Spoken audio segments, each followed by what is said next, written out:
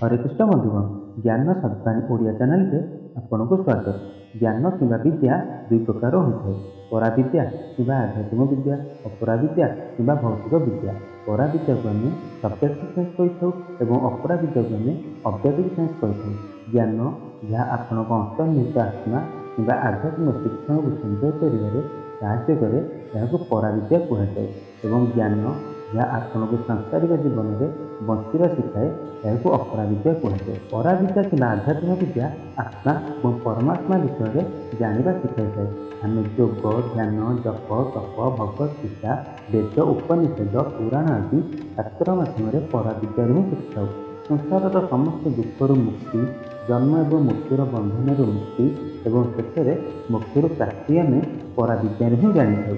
एवं अपरा विद्या आमको शिखाई थाए किभली सांसारिक जीवन को पालन कर सुखरे रहा आम समस्ते खूब भल भाव जानी था।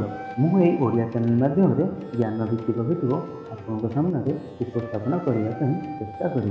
चैनल को नुआ आसले सब्सक्राइब करूँ, लाइक करूँ और सांग मानू शेयर करूँ। हरे कृष्ण।